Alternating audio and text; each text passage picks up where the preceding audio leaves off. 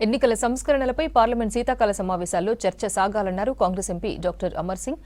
ఢిల్లీ ఉగ్రవాద పేలుడు కేసుతో పాటు ఢిల్లీ కాలుష్యంపైన ఫలప్రదమైన చర్చ జరగాలని కోరారు. सारी अपोजिशन पार्टियों ने वहां यही कहा है कि इलेक्टोरल रिफॉर्म्स पे चर्चा होगी.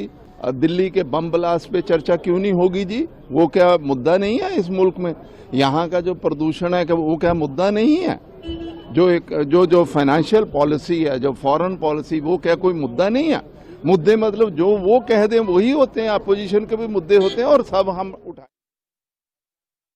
Basically, whenever you are making a statement, at least think about yourself, what you people are doing.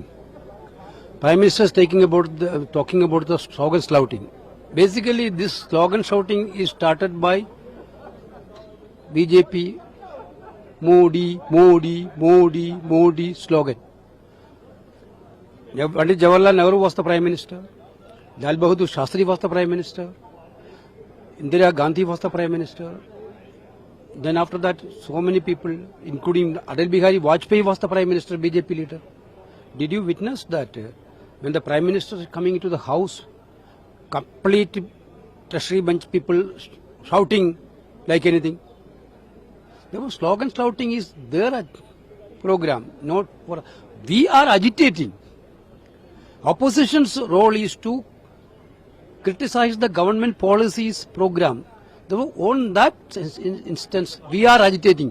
But government people are shouting slogan. Then they are advising us, this place is not for a slogan shouting. It's very interesting, very interesting. People will understand that. No, this is not basically on an issue. The entire system of electioneering has been collapsed in this country.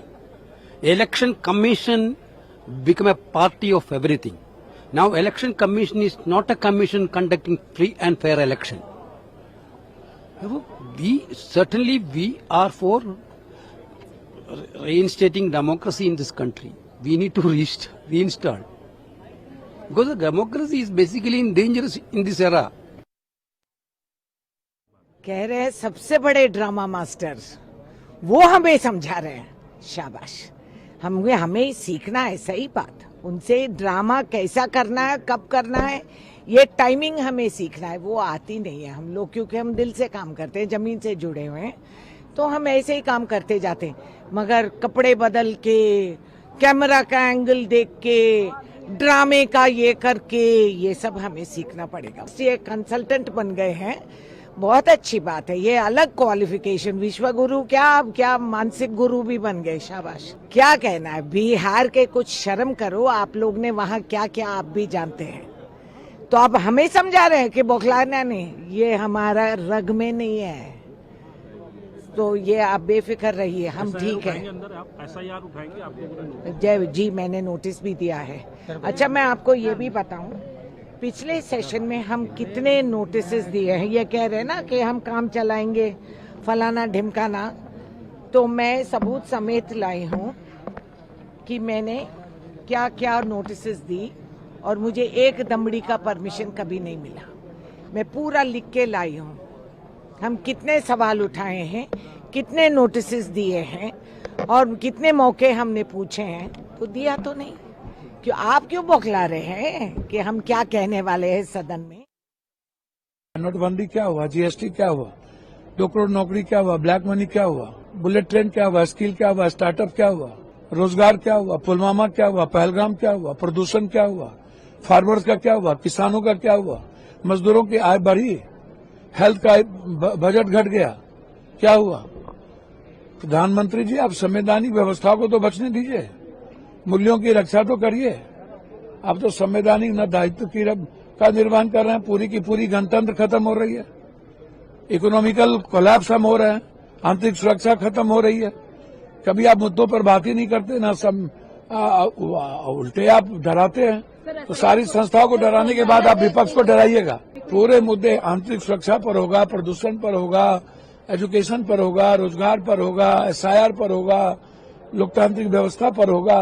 और आप उल्टे खुद डरे हुए. खुद आप दुनिया के सबसे बड़े कलाकार हैं. इधर जब से भारतीय जनता पार्टी हारी है और खासकर उत्तर प्रदेश से हारी है, तब से भारतीय जनता पार्टी के अंदर बेचैनी है। ये लोकतंत्र बचाने के लिए जो आह्वान हो रहा है उनका, तब लोकतंत्र मजबूत होगा जब हमारा वोट डालने का अधिकार निष्पक्ष और हमारे वोट डालने के अधिकार को न छीना जाए।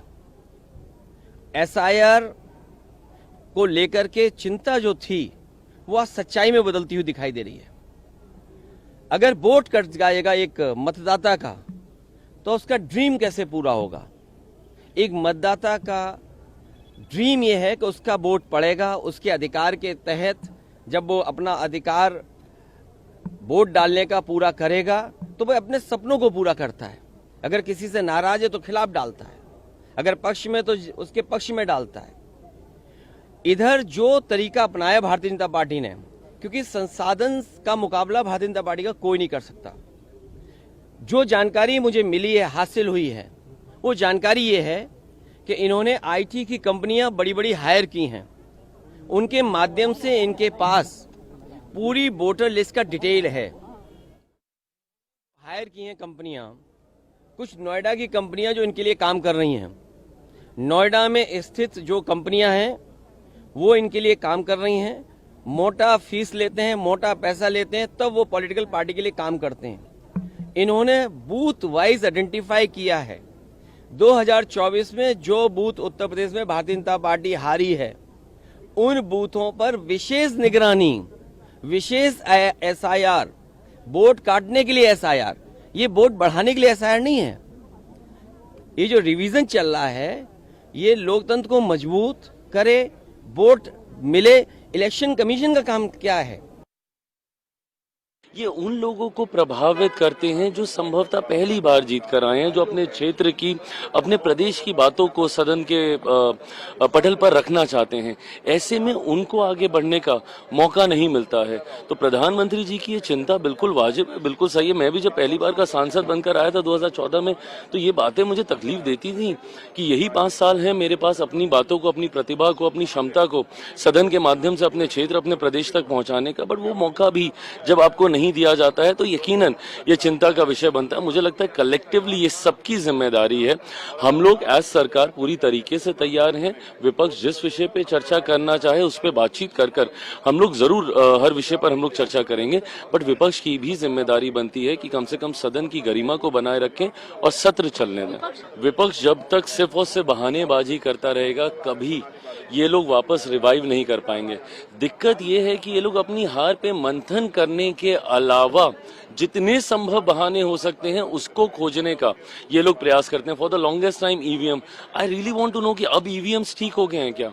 क्योंकि जब से इनको ये नया मुद्दा मिला है कि वोटर लिस्ट में धांधली, तब से इन्होंने ईवीएम का जिक्र करना ही बंद कर दिया है। तो अब अगले 7-8 साल तक मुझे लगता है ये नया बहाना चलेगा। बट बहाने बनाने से नहीं होगा, मेहनत करने से होगा, मंथन करने से होगा। अदरवाइज विपक्ष का रिवाइवल